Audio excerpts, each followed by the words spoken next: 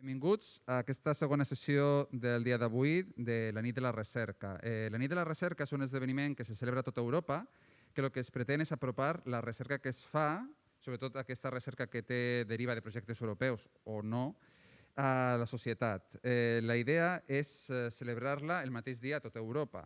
Generalment aquest dia és l'últim divendres de mes de setembre, que justament és la festivitat de la Mercè i, per tant, en lloc de celebrar-lo en la Mercè, perquè hi ha molts esdeveniments, lo celebrem al llarg de tota aquesta setmana.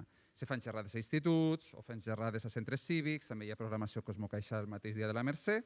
Per tant, si entreu a la web lanitdelarecerca.cat, a banda del dia d'avui, tindreu altra programació si us interessen altres temes de ciència. Avui parlarem de detecció d'ones gravitacionals i tenim el Tomàs Andrade, el Roberto Emparan i a l'Anna Argudo, que serà la moderadora. Tots dos són investigadors i l'Anna és de comunicació de l'Institut de Ciències del Cosmos de la UB, de la Universitat de Barcelona. Doncs vos deixo amb ells.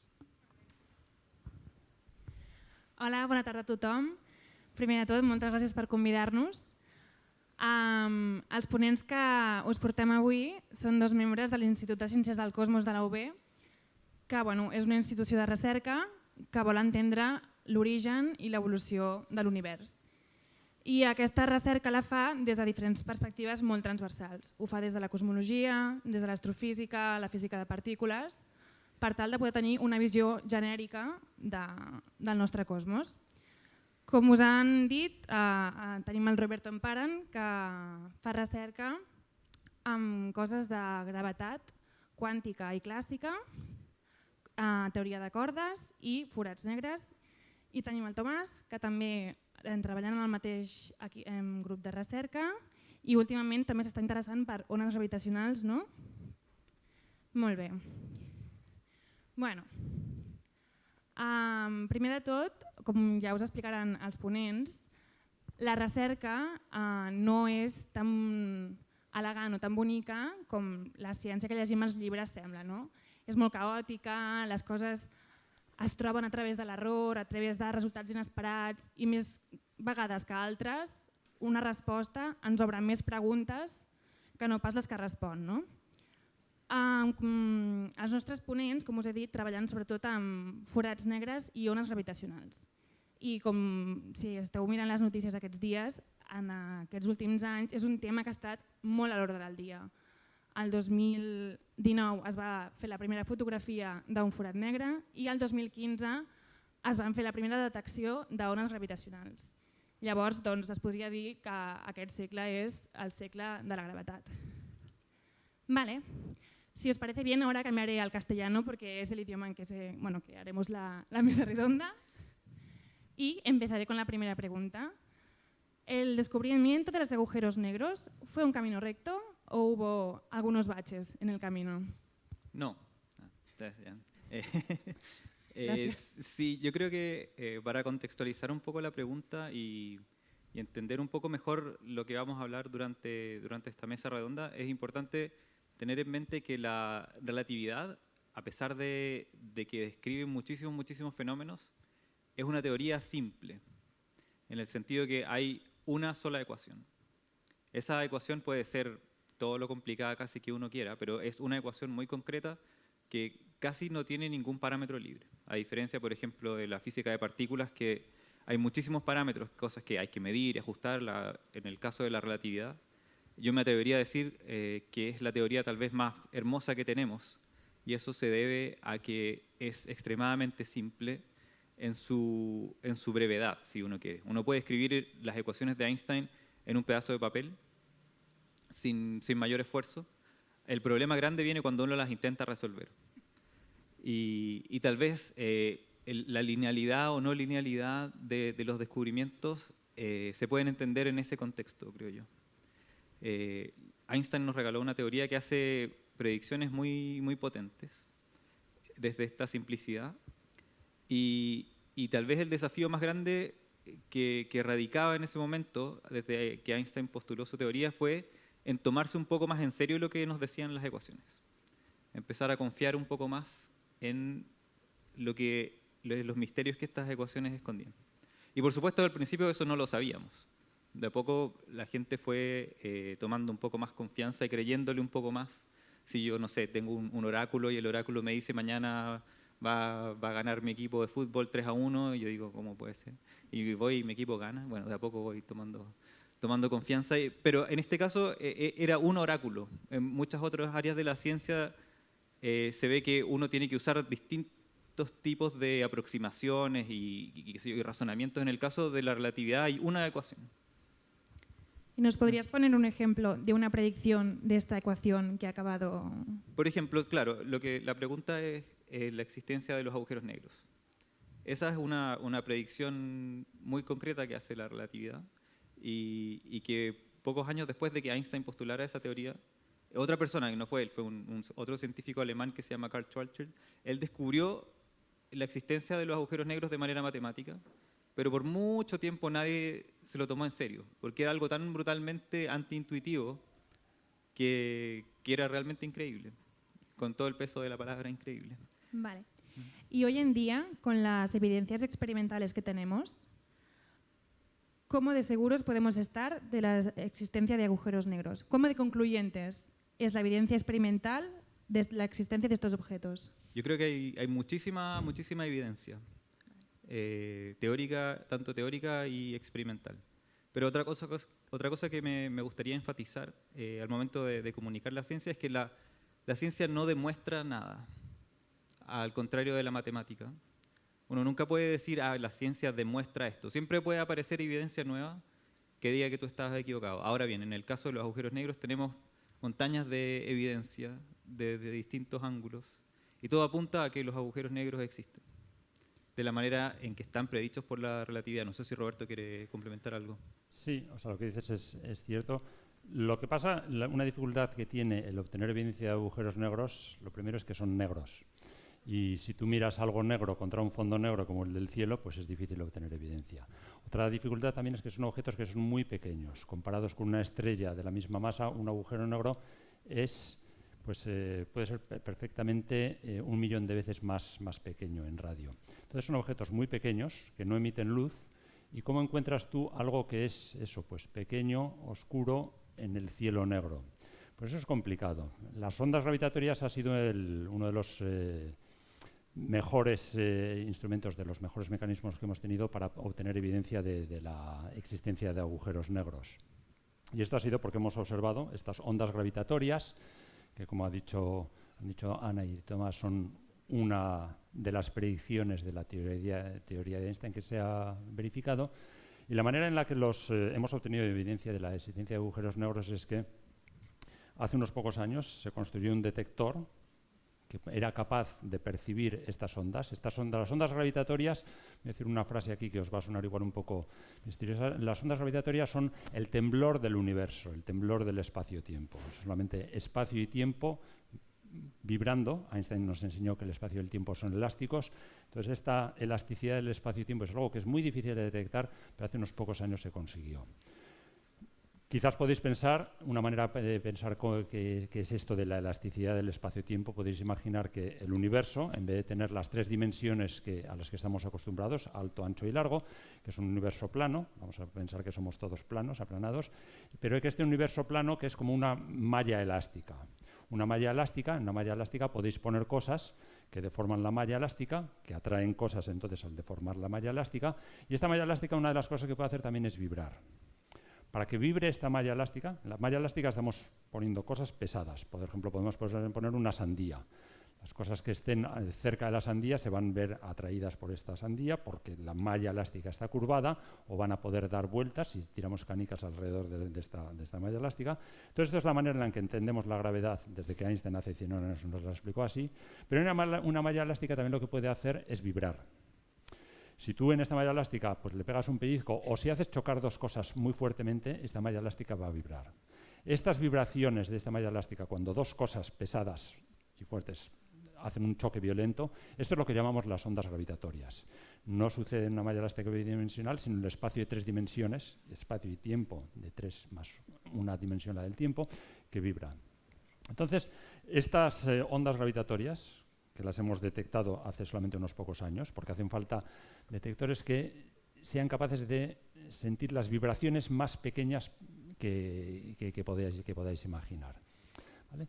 Bueno, pues este detector, hace unos pocos años, lo que detectó es unas vibraciones que podíamos decir que venían de un suceso que había ocurrido a mucha distancia, a cientos de millones de años luz, que también involucraba masas del patrón de ondas que nos llegaba, porque a vosotros os llegan unas ciertas ondas, oís unas ciertas ondas y podéis tener una cierta idea de qué es lo que las ha producido, ¿no? Tenéis una idea de por dónde ha venido y si el objeto que lo ha producido, por ejemplo, si es un sonido muy agudo, quizás lo que lo ha producido es algo que sea muy pequeño, y también de la manera en la que varía la frecuencia de estas ondas nos da, por ejemplo, información sobre las masas de los objetos que están involucrados. Entonces, de estas ondas sacamos información de que había ocurrido algo que no veíamos, porque solamente las oíamos con este detector, solamente detectábamos las vibraciones, no nos llegaba ninguna luz. O sea, era un suceso oscuro, eso es lo primero. Lo segundo, involucraba unas masas muy considerables, del orden de unas decenas de veces la masa del Sol. Y además, el hecho de que la frecuencia de las ondas que nos llegaba era una frecuencia relativamente alta. Como digo, una frecuencia alta, cuando tenéis un objeto que emite una frecuencia alta, habitualmente esto es algo que es pequeño. Algo de frecuencia grave es algo que es más grande. Los altavoces de frecuencias pequeñas, de frecuencias altas, los que son muy agudos, son pequeños, los altavoces de frecuencias graves son grandes. Entonces, de la frecuencia de estas ondas nos decía que el suceso había ocurrido. Teníamos, como he dicho, decenas de masas solares, decenas de veces la masa del Sol. El Sol es muy grande, pues aquí teníamos decenas de veces la masa del Sol concentradas en una distancia que cabe de aquí a Zaragoza. Meter 60 veces la masa del Sol en una distancia de aquí a Zaragoza es una barbaridad. Incluso para un vasco es difícil. Sí. Incluso para un vasco, sí.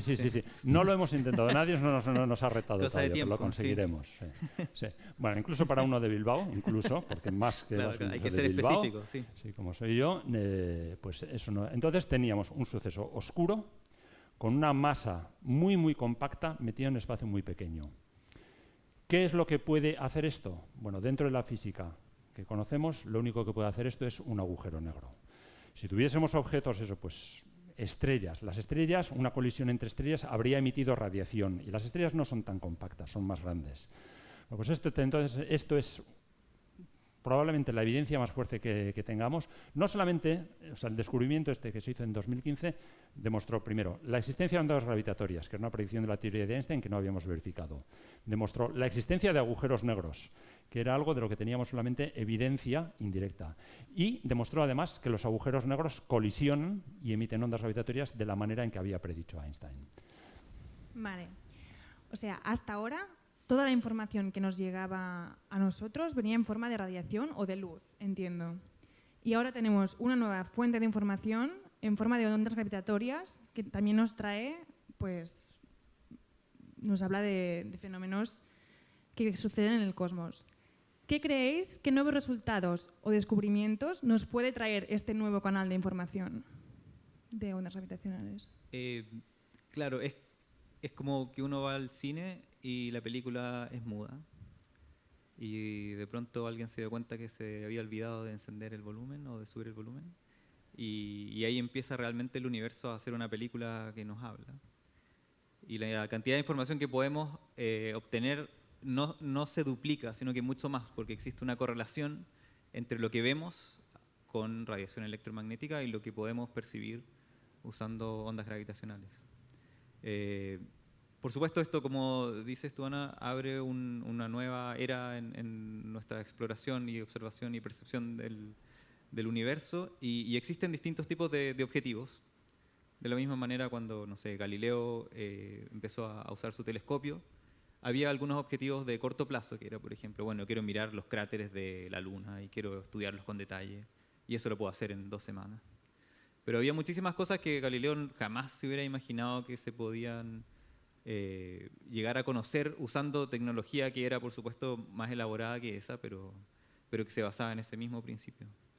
Entonces, por ejemplo, bueno, hablando de agujeros negros, ahora tal vez yo creo que la pregunta más concreta y más interesante que se puede hacer dentro de del corto plazo relativamente, es entender el origen de estos agujeros negros. ¿Cómo se formaron? ¿En qué condiciones se formaron de manera tal que pudieran colisionar en un tiempo que nos permite a nosotros observarlo? Esa sería una pregunta, diría yo, de corto plazo. Pero hay otras de mucho más largo plazo, por ejemplo, como podría ser obtener información sobre el Big Bang, que es algo que por supuesto es una pregunta absolutamente fascinante que tiene que ver con nuestro origen. A nosotros nos interesa saber de dónde venimos y si es que extendemos esa pregunta hacia atrás, ahí está. Es una pregunta por nuestro origen, por nuestra identidad. Y a diferencia de la luz, que es absorbida por muchas cosas, las ondas gravitacionales son ni más ni menos que el espacio. Nada puede absorber el espacio, que sepamos. Y en principio podríamos obtener información del Big Bang, de los primeros instantes del universo. Entonces tenemos tal vez lo más cercano y lo más lejano en el tiempo serían, yo creo, esas dos. Y muchas cosas entre medio. Sí. Sí, hay una cosa que quería añadir, lo que has dicho, eso, lo de que el universo hasta ahora lo hemos observado como una película muda, solamente hemos tenido información de diferentes tipos de radiación, de la radiación visible, de los rayos X, rayos gamma, ondas de radio. Son todos tipos, el mismo tipo de, como la luz, diferentes frecuencias, ¿no? Entonces ahora lo que ahora tenemos es, estamos escuchando, estamos percibiendo vibraciones, que son eso, pues como el sonido. ¿Y qué es lo que pasa cuando tú tienes una película? Y esta película al principio está solamente viendo las imágenes. Por ejemplo, sacamos una imagen, una película, os enseño una película de aquí, de lo que sería la Gran Vía, y vemos coches, vemos pasar, solamente sin sonido, vemos gente moviéndose. Entonces después encendemos el sonido. Vale, pues tenemos información, por ejemplo, oímos los coches, los ruidos de los coches, las voces de la gente, pero quizás también empezamos a tener información de cosas que la imagen no nos decía nada. Supongo que tenemos un macrobotelón a la espalda. Pues de repente oímos eso, pues ruido, música y otra serie de cosas que no teníamos ni idea que estaban también ahí. O sea, una de las cosas que las ondas gravitatorias esperamos que nos desvelen son cosas que no sospechamos. Y esto pasa siempre que hemos mirado el universo de una nueva manera. Hemos descubierto cosas que ni teníamos la más remota idea de que estaban ahí. Cuando Galileo apuntó su telescopio al cielo, empezó a ver cosas que no tenía ni idea que estaban ahí. Satélites en torno a los planetas, la Vía Láctea, que era en realidad no era solamente una cosa lechosa, sino un montón de estrellas, y después vinieron muchas más. Cuando hemos mirado al universo pues, con detectores o con telescopios de rayos X o con antenas de radio y demás, hemos descubierto cosas que ni sospechábamos que estaban ahí. Entonces vamos a utilizarlo para entender mejor las cosas que sabemos que están ahí. Pero lo mejor va a ser cuando empecemos a descubrir cosas que ni tenemos ninguna idea de que están ahí. Eso todavía no ha llegado, pero si la historia nos dice algo, llegará. ¿Qué es lo que encontraremos? Pues no lo sé, pero estad atentos. Manténgase conectados. Sí, sí. Sí. Estamos trabajando para ustedes. Sí. Y de las cosas que sí estamos buscando, ¿qué encontramos entre ellas ahora mismo? ¿Qué se está haciendo en la investigación y estamos buscando a través de ondas gravitacionales? Bueno, como mencionaba recién, tal vez los objetos más, las primadonas de esto serían los agujeros negros y las estrellas de neutrones. Esas son las fuentes hasta el momento que hemos podido detectar y estamos intentando entender un poco mejor sus propiedades. Vale. Sí. Y hablando de agujeros negros, bueno, todos sabemos que son objetos muy misteriosos que no se acaban de conocer del todo bien. ¿Hasta qué nivel sabemos o conocemos qué es un agujero negro? ¿Qué hay dentro? ¿Qué es una singularidad? Ajá.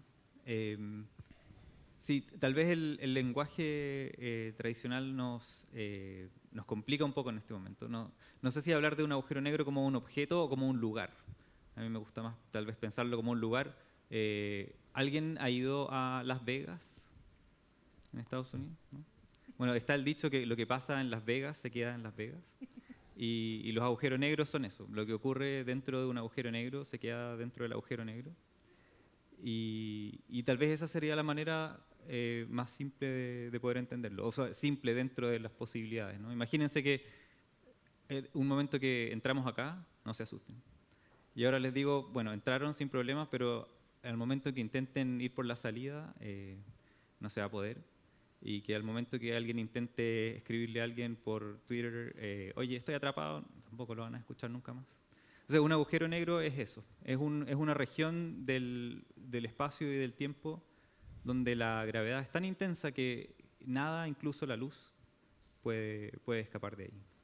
Y esto, bueno, es algo absolutamente impresionante, antiintuitivo, y si se sienten un poco abrumadas o abrumados por escuchar estas palabras, están en muy buena compañía. Es algo que realmente tomó mucho tiempo de realmente tomarle el peso a esta idea, tomarle el peso, y se me salió. Y bueno, estamos realmente intentando entender muchas de estas preguntas. Entendemos lo que pasa en el exterior de los agujeros negros, cuando se mueven y colisionan, emiten ondas gravitacionales. Por ejemplo, eso es algo que la teoría predice y que lo hemos podido medir bien. Pero ¿qué ocurre dentro?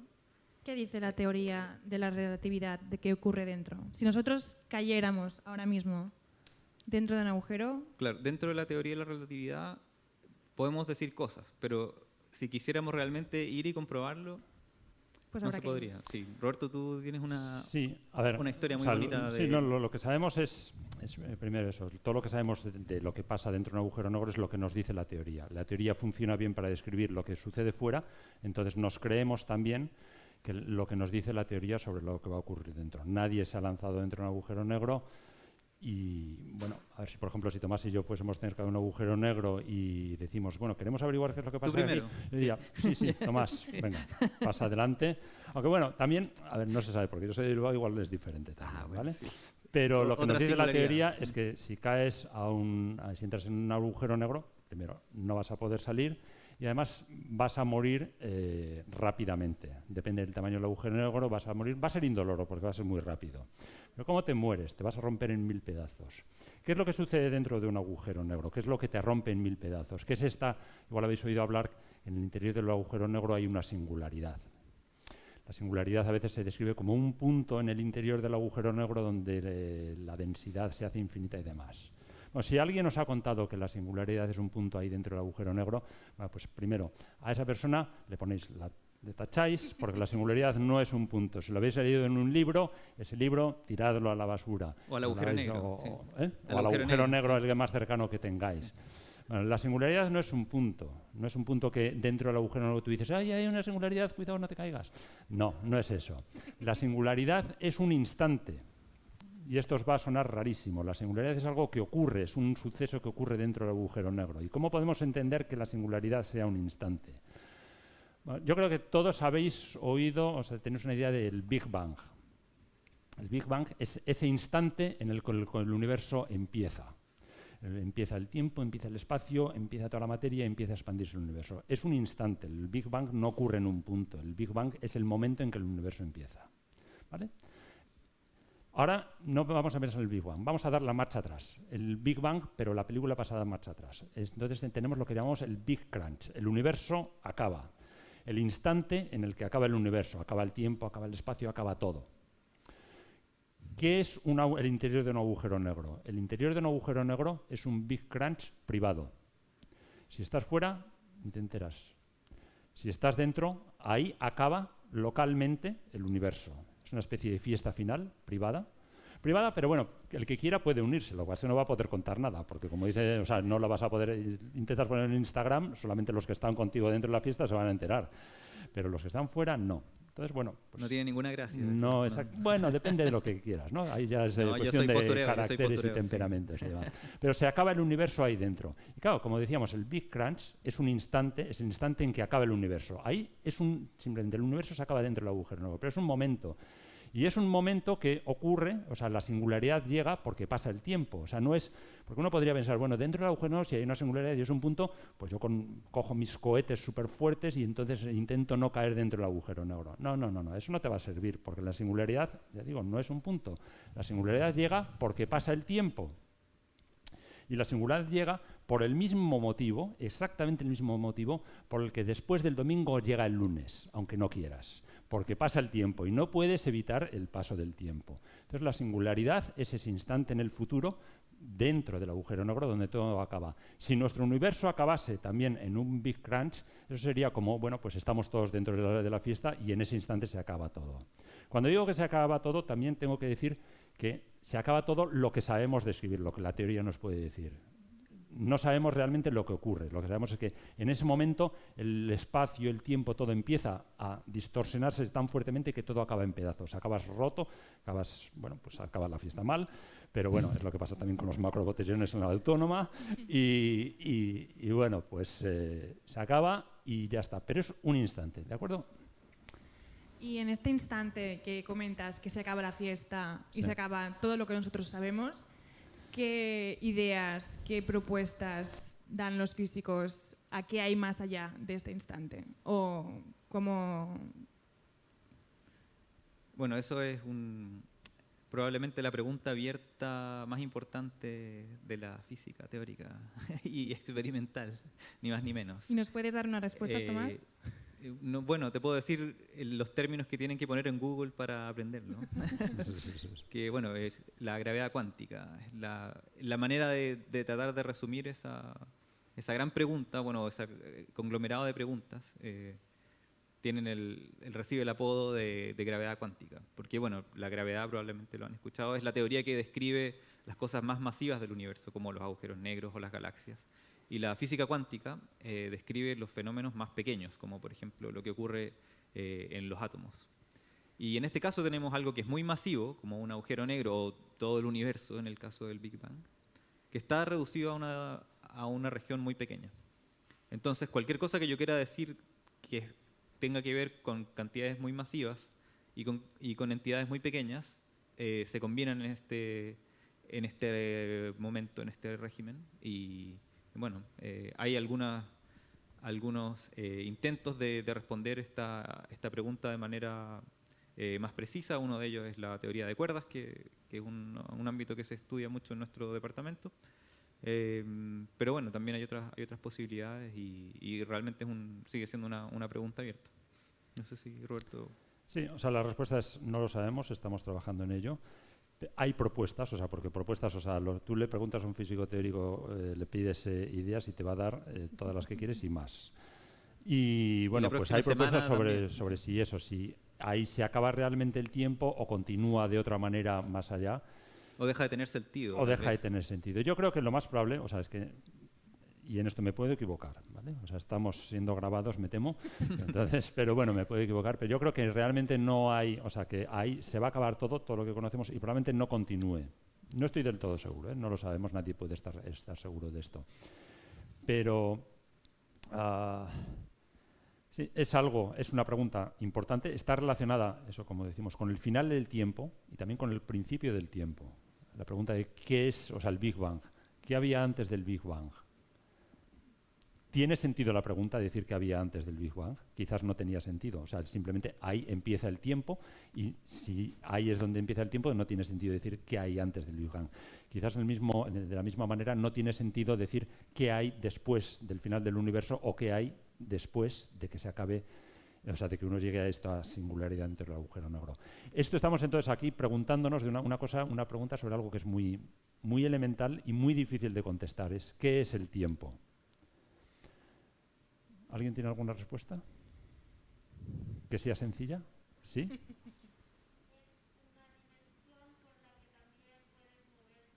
Efectivamente. Ahora mismo nos estamos moviendo en el tiempo. Muy bien. Lo que has dicho es una dimensión en la que te puedes moverte. Y yo ahora me estoy moviendo en el tiempo. No puedo evitar moverme en el tiempo. El tiempo está pasando, está haciendo tic-tac, tic-tac, tic-tac todo el rato. No puedo parar de moverme en el tiempo. Puedo parar de moverme en el espacio, pero en el tiempo. Y eso es, por ejemplo, lo que hace que la singularidad llegue.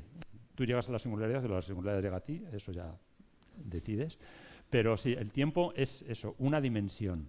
Pero podemos entender el tiempo también de una forma un poco más sencilla, en términos de algo más básico. Por ejemplo, uno podría decir que el tiempo es lo que miden los relojes. ¿Vale? Y uno entonces, ¿y qué es un reloj? Un reloj, bueno, es un aparato que te sirve para medir el paso del tiempo. Vale. ¿Podemos dejar de dar vueltas en círculo? Bueno, en estos casos hay una cosa que se suele a veces citar a San Agustín. San Agustín en su libro de las Confesiones dice, ¿qué es el tiempo? Si no me lo preguntan, sé lo que es. Pero si me lo preguntan, no sé decir lo que es. Y creo que estamos un poco en las mismas. No sabemos reducirlo a una cosa más elemental. O sea, por ejemplo, si me preguntáis qué es una pera, pues os diré, bueno, pues ¿sabes lo que es una manzana? Pues parecido, pero más alargado.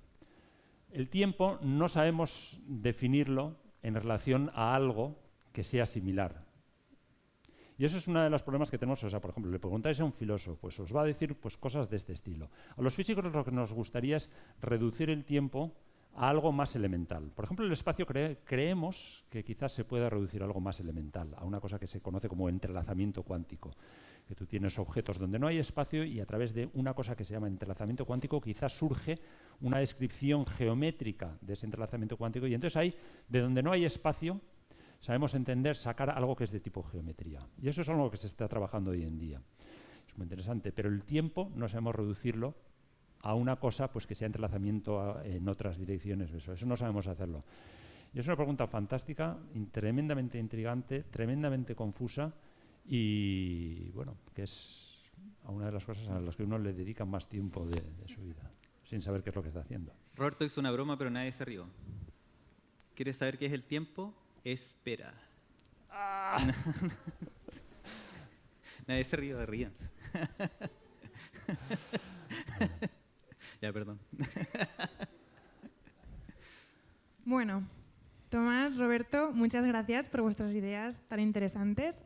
Ahora queríamos abrir un poco al público preguntas, cosas que siempre habéis querido entender o que os preguntáis. No sé si alguien se atreve a dar el primer paso y romper el hielo.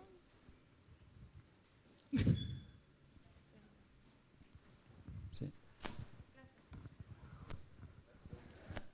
Ahí atrás. Hola. Hola. ¿Sí? Hola. Hola. A ver, a mí me encanta la física, aunque no la entiendo, evidentemente, como yo querría entenderla, pero Eso nos pasa. me Sí. fascina. Bienvenida. Sí. Entonces yo había leído que los agujeros negros son estrellas que colapsan y se convierten en una masa que una cucharilla de café, por ejemplo, pesaría toneladas y toneladas. Es por eso que tiene tanta gravedad y atrae todo lo que está a su alrededor. Eso es lo que yo había leído. Después también he leído que los agujeros negros pueden ser otra dimensión que traspasa otro universo y que a lo mejor todo se va llenando de todo lo que va absorbiendo y vas, digamos, a otra dimensión o a otro mundo o a otro universo, ¿no? En contra un poquito de eso de que allí se acaba todo, yo lo he entendido como que puede seguir a otra dimensión, pero claro, son especulaciones porque, como decís, leemos, pero no se puede confirmar nada. Y es muy interesante, pues, por ejemplo, lo que has dicho tú, de que ahí se acaba todo, ¿no? Es claro. lo que creemos, sí. Sí. Bueno, Nadie, ya digo, si alguien se lanza y sale y nos lo cuenta, entonces... Sí, pero la primera parte de lo que Sí. decías es estrictamente correcto. La manera más simple, entre comillas, de formar un agujero negro es esperar que una estrella muy masiva agote toda su energía nuclear y colapse sobre su propio peso y se forma un agujero negro. Eso es ciencia, digamos, de estándar. Es lo que es la teoría más aceptada de la formación estelar de los agujeros negros. Ahora bien, después de eso, como llegan todas las interrogantes que, bueno, experimentalmente es muy, muy, muy difícil o incluso tal vez se podría decir imposible entrar ahí, salir y decir qué es lo que hay ahí. La gente empieza a hacer un poco de ciencia ficción, que está bien, en muchos casos eso ha guiado la inspiración de otras personas, pero no tenemos cómo realmente verificar esa hipótesis. O sea, no te podría decir si es correcto o incorrecto, simplemente la ciencia no tiene una manera sistemática de abordar esa pregunta. No sé si... Sí. O sea, lo que no es un agujero negro es o sea, para producirlo tienes que concentrar mucha masa o mucha energía, tienes que hacer una gran concentración para distorsionar el espacio y el tiempo tanto que en cierto sentido se ampute del resto del universo. Esta amputación es eso, que no puedes enviar nada afuera. Pero una vez que se ha formado el agujero, ¿no? Una vez que llegas a una cierta región que llamamos el horizonte, que es el punto el punto de no retorno. La masa, la estrella que está colapsando, llega al horizonte y después ahí entra dentro de lo que ya sería el agujero negro. Eso también llega a su final, encuentra eso, la singularidad, llega a su singularidad. Pero esta materia lo que va dejando detrás es espacio y tiempo, vacíos pero muy distorsionados. Entonces no es que sea una estrella con una superficie y que sea muy, muy compacta, o sea, que tú estrujas mucho, coges ahora un navarro, no un vasco, que le dices que estruje eso todo lo que se pueda, y lo estruja tanto como se puede y ahí queda esa masa estrujada. No, no es una masa estrujada. La masa la necesitas para producir, para distorsionar mucho esta malla elástica, para distorsionarla enormemente, pero según va cayendo esta masa, o sea, va distorsionando la malla elástica, va cayendo ya sin remedio hasta el fondo, hasta que encuentra eso o llega a esta singularidad, pero lo que te queda detrás es espacio y tiempo vacíos. El agujero negro, en realidad, lo que es espacio y tiempo tremendamente distorsionado. Para producir la distorsión, quizás has necesitado eso, una estrella, pero lo podrías hacer igual eso de otra manera. Podrías también, por ejemplo, coger 2 ondas gravitatorias de estas que hemos dicho, estas ondas, y pones 2 ondas que sean súper fuertes, súper intensas, y las haces chocar. 2 ondas de estas. Entonces, estas ondas quizás las haces chocar de forma tan fuerte que te producen también un pozo tan enorme que te forman un agujero negro. En este caso, no has tenido estrellas, no has tenido nada. Ha sido toda la malla elástica distorsionándose a sí misma. Esto no creemos que ocurra ahí en el espacio porque ondas gravitatorias de semejante intensidad parece que no sabemos producirlas. Pero en principio está permitido. O sea, lo que es el agujero negro es espacio y tiempo, digamos, hecho una especie, un nudo enorme, o sea, una distorsión enorme del espacio y tiempo que impide que las cosas salgan. La estrella, ya te digo, es digamos un accesorio para formarlo, digamos el que mejor tenemos, pero podría ser de otras maneras también. Gracias. Después también tengo entendido que todas las galaxias giran alrededor de un agujero negro y tarde o temprano, en millones de años, terminarán engullidas por el agujero negro. Entonces, aunque no estaremos para verlo, pero piensas, todo será engullido por un agujero negro porque todas las galaxias, o casi todas, giran alrededor de uno. Bueno, es que esto... Sí. Bueno, gracias.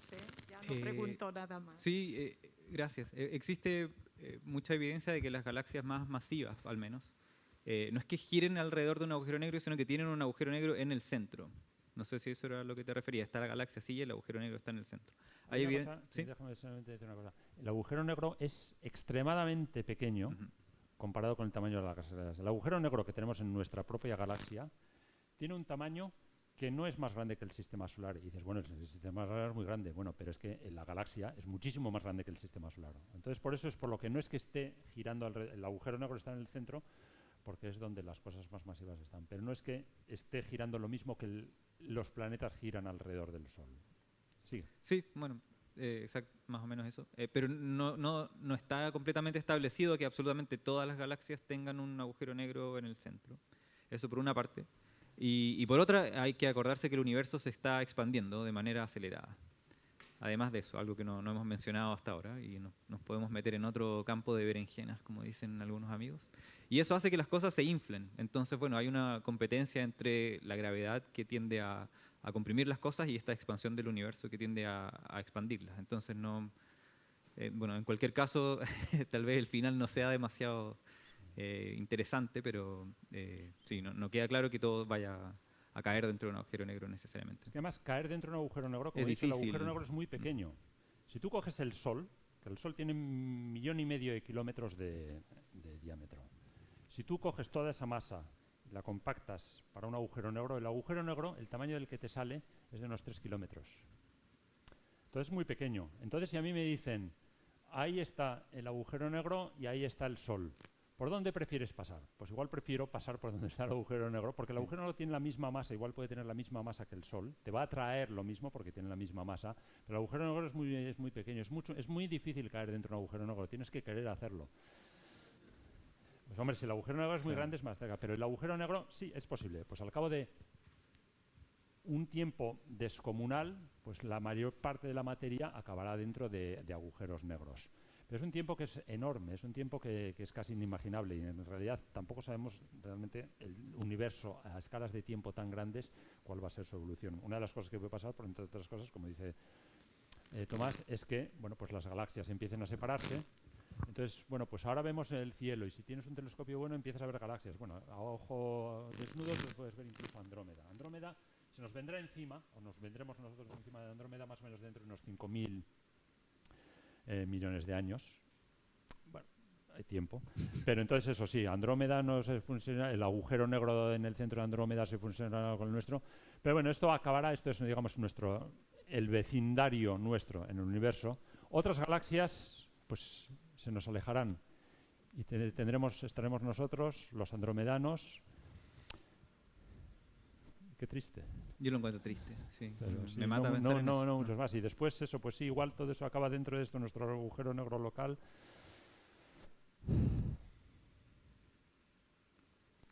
Nadie nos prometió nada cuando Nadie dijo nos que iba a vendió ser fácil. universo. Sí. Las condiciones del universo, iniciales del universo, digamos el Big Bang, son mucha masa, poco espacio, pero un agujero negro, ¿o no? ¿Y cómo nos hemos escapado? El Big Bang empieza ya, desde el momento en que empieza expandiéndose.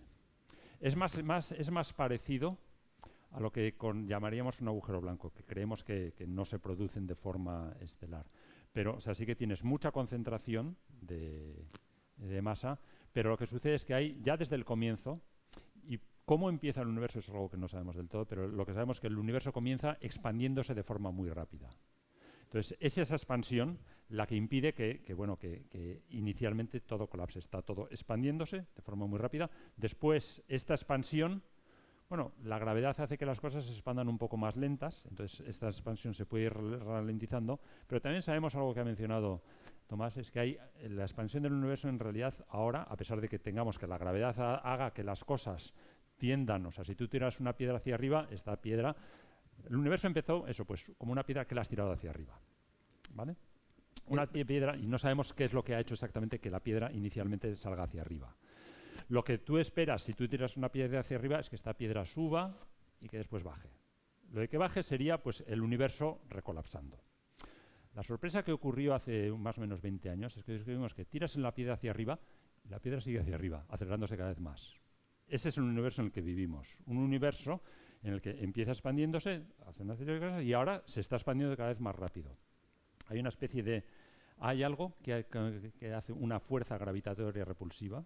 A esto llamamos repulsiva o bueno, no quiero hacer juicios de valor. Es algo que hace que las cosas se alejen unas de otras, ¿no?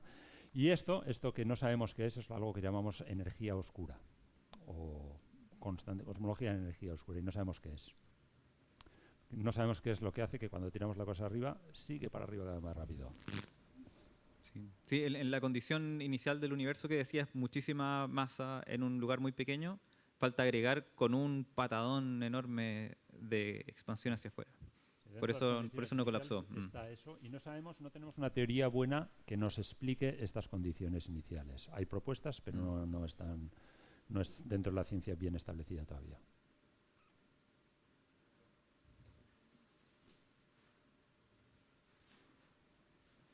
Se comenta que cada vez se descubren más agujeros negros y de diferentes medidas y que esto puede traer consecuencias y que incluso podría estar relacionado a lo mejor con la materia oscura. ¿Puede ser? Sí, no sabemos exactamente lo que es la materia oscura y uno de los candidatos posibles son agujeros negros muy pequeños. Esa idea, bueno, cada vez se está como arrinconando un poco más.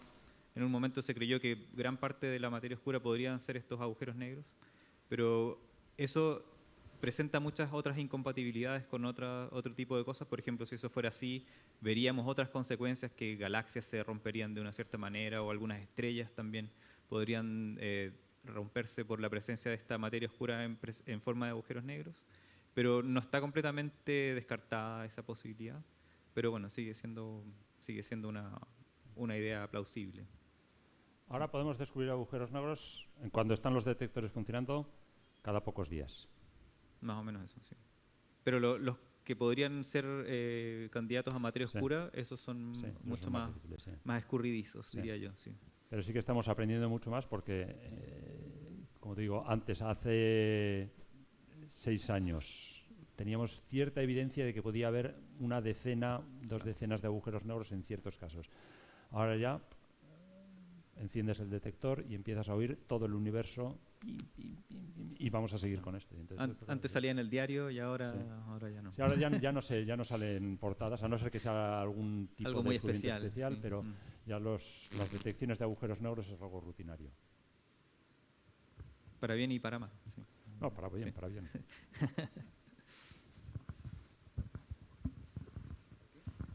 Anem just des de temps. Donarà temps per a 2 preguntes, perquè just ara a mitja tenim una altra sessió. Volviendo a los agujeros negros, que habéis dicho que es un momento, la singularidad en el tiempo. Entonces, si una persona cae, una estrella, lo que sea, ¿es ese momento o con qué frecuencia ocurre la singularidad? ¿Es continuo en el tiempo? ¿Tiene una cierta frecuencia? ¿Cómo funciona Sí. eso? ¿La teoría nos dice alguna cosa? Sí, lo que me estás preguntando es que, bueno, si eso ocurre cuando yo caigo, ¿qué singularidad es la que ocurre? Ese agujero negro lleva ahí millones de años, se ha lanzado otra persona hace millones de años, ¿qué es esa singularidad? Bueno, esa singularidad coexiste con toda la eternidad del universo. ¿Tú has visto la película Interstellar? Sí, pero no Bueno, me acuerdo. Ahí dicen que 1 hora cerca de un agujero negro en el exterior puede corresponder a 7 años en la Tierra. ¿Vale? Y eso es una cosa que sabemos que, o sea, esa distorsión del paso del tiempo extrema que ocurre cerca de los agujeros negros, que un tiempo pequeño cerca del agujero negro corresponde a un tiempo muy grande en el exterior del agujero negro. Entonces, lo que te digo, un agujero negro como el que hay en nuestra galaxia, la singularidad llega en 20 minutos. Esos 20 minutos corresponden a toda la eternidad del universo exterior. Si no entiendes bien lo que te estoy diciendo, no estás sola. Hay que leer el Aleph de Sí. Jorge Luis Borges. Sí. Ahí está explicado mucho mejor. Pero sí que es cierto eso, que esa distorsión que decimos, eso que ocurre, que un tiempo breve puede corresponder a un tiempo muy grande en el exterior, una vez que estás dentro del agujero negro, ya ahí no hay límite. 20 minutos dentro del agujero negro puede corresponder a la eternidad del universo exterior. Muchas gracias. Ahora que has mencionado esto del libro, yo quería preguntar si nos podías recomendar los dos un libro, ya sea de ciencia ficción o divulgación científica, pero que se pueden tener para todos los públicos sin saber mucho de física ni estos temas. Más precisamente de ciencia ficción me gustaría mucho, vuestro preferido o lo que queráis vosotros. De ciencia ficción, mira, date vuelta, mira la camiseta del amigo, Rick and Morty. Esa es una tremenda serie de ciencia ficción que trabaja algunas de estas cosas, bueno, es bastante más ficción que ciencia. Hay una novela relativamente reciente que se llama Un verdor terrible, que habla de muchos de estos temas, algunos más de manera ficcionada que otros, y yo creo que esa tiene un equilibrio interesante entre ficción y ciencia. Después te puedo dar bien la referencia. No sé si Roberto tienes alguna Sí, ciencia no sé. ficción. Roberto tiene un libro buenísimo, que no es de ciencia ficción propiamente tal. A mí me encantó ese libro. Se llama Iluminando el lado oscuro del universo, muy a pesar de su autor. El título no, bueno, no Sí, voy a decir pero nada. el libro está excelente. Él no lo va a recomendar porque es una persona muy humilde, pero yo puedo. Así que sí, busquen Lleva ese comisión. libro por ahí. No. O sí, no sé. Yo he explorado un poco sobre el tema y ¿Está encendido? Sí, Sí. te oímos, sí. he explorado un poco sobre el tema y veo que se pueden detectar neutrinos de manera poco eficaz. ¿De qué manera se pueden detectar los neutrinos? Sí. No sé si corresponde un poco con el tema de la charla. Bueno, es de física, Sí. de cosas difíciles de detectar. de Es, cosas es que- otra manera de percibir el universo también. Es una cosa que nos faltó Claro mencionar que al además, principio. yo estoy preguntando también porque si los sabíamos detectar en grandes cantidades, podríamos saber lo que pasaría en el universo hace mucho tiempo atrás, Sí, claro. ¿no? Sí. Los neutrinos ahora, todos vosotros están atravesando millones de neutrinos, están pasando por aquí y no nos enteramos. Bueno, también pasan muchas cosas, o sea, están pasando ondas de radio, están pasando ondas gravitatorias, está pasando de todo, y los neutrinos, eso ahora están pasando. ¿Qué es lo que pasa? Que los neutrinos, para que detectarlos, tienen que chocar con alguna otra partícula y, bueno, cambiar algo en esta partícula. Los neutrinos, lo que pasa es que chocan muy poco frecuentemente con otras cosas. Entonces, ¿qué es lo que necesitas? Pues para detectar neutrinos muchas veces lo que se hace es se llena un detector, que suelen ser tanques enormes de algún líquido que tiene algún material que igual puede interaccionar con los neutrinos. Entonces necesitas una gran cantidad de material. De hecho, en los primeros detectores de neutrinos lo que se utilizaba era básicamente un detergente. Detergente Son líquido. tanques de agua, ¿verdad? Sí, tanques de agua con ciertas sustancias. Y entonces eso, pues necesitas mucho, porque muy de vez en cuando un neutrino chocará con alguna de las partículas que están en ese detector, en ese líquido, y entonces cuando chocan emiten un cierto tipo de luz y tú este tanque lo tienes rodeado de detectores de luz y entonces dices, pues ahí se ha producido un pequeño destello. Pues eso es la manera que tenemos de detectar los neutrinos, que son, como has dicho, son cosas muy difíciles de detectar, y las cosas que son muy difíciles de detectar son muy buenas para descubrir cosas en el universo, lo mismo que las ondas gravitatorias, que han sido tremendamente difíciles de detectar. ¿Por qué? Porque para detectar algo, lo que tienes que hacer es interaccionar con ello, pararlo, que choque con algo, y una vez que choca, ya no sigue. Claro, esto quiere decir que algo, lo que es muy difícil, lo que es fácil de detectar, también es fácil de parar. La luz es fácil de detectar, yo ahora lo estoy viendo, pero me pones una pantalla aquí y os dejo de ver. ¿Por qué? Porque la luz interacciona muy, muy fácilmente con todo. Entonces esta regla, que es eso, si es fácil de detectar, es también fácil de detener por otras cosas. Los neutrinos son difíciles de detectar y por eso nos permiten ver más allá de ciertas barreras que para la luz, por ejemplo, son barreras impasables. Los neutrinos nos permiten ver más allá de cosas que la luz las detendría. Y las ondas gravitatorias todavía más allá, porque las ondas gravitatorias son todavía más difíciles de detectar que los neutrinos. Entonces las ondas gravitatorias nos permiten, como ha dicho Tomás, tener información sobre el Big Bang. ¿Por qué? Porque cuando miramos el cielo, cuando tú sabes que cuando miras al cielo estás viendo cosas que han ocurrido hace más tiempo. O sea, porque la luz tarda un tiempo en viajar, entonces tú ves ahora una cierta estrella y esta estrella te dicen pues como por ejemplo Vega a 16 años luz. Eso quiere decir que la ves como era hace 16 años. Miras objetos más lejanos, son objetos que son también de más atrás en el tiempo. Si queremos ver lo que ocurrió en el Big Bang, tenemos que mirar hasta el fondo del cielo y ver eso, las cosas que estaban más lejos y que han ocurrido antes. Las cosas están más lejos, que han tenido que viajar más tiempo y no las ha tenido que detener nada. Bueno, el universo en su comienzo era un universo que era muy denso, muy opaco, no viene luz. La información, la luz que nos llega al comienzo del universo no es del comienzo mismo, es de 300.000 años más tarde. Si queremos ver más allá, tenemos que necesitar algo que sea capaz de pasar ese material denso y opaco. Es un poco como si, entonces necesitamos algo que sea sensible a lo que ha pasado más allá en el tiempo, que esté más allá eso de este universo opaco que teníamos. Entonces, ¿qué manera tienes tú de saber, por ejemplo, lo que está ocurriendo en esa habitación al otro lado? Con la luz no lo puedes ver porque la luz te la para, pero igual oyes que están hablando. El sonido te permite ir más allá de lo que la luz te permite. El sonido nos permite oír el universo cuando el universo era todavía opaco, era tan denso. Es un poco como también las ecografías. Una ecografía, si tú quieres saber eso que tiene esa mujer en ese bombo que tiene ahí, pues bueno, a ver, puedes abrirlo y mirar, pero no es recomendable. Pero otra cosa que puedes hacer que es escuchar con un fonendoscopio o escuchar con una ecografía, que están en sonido.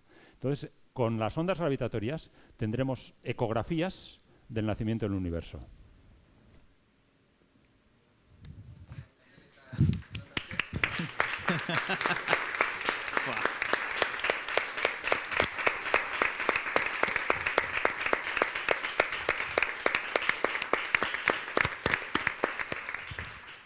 Moltes gràcies, Tomàs, I gràcies a Roberto vosaltres. i Anna, Gràcies. i al públic per totes aquestes interessants preguntes. I ara tenim l'última sessió sobre la importància de l'activitat física i la mobilitat per a les persones amb malalties cròniques amb investigadores d'IS Global. Doncs, si voleu quedar-vos, vos convidem a quedar-vos, i si voleu marxar, doncs farem la següent. sessió. Molt bé, gràcies.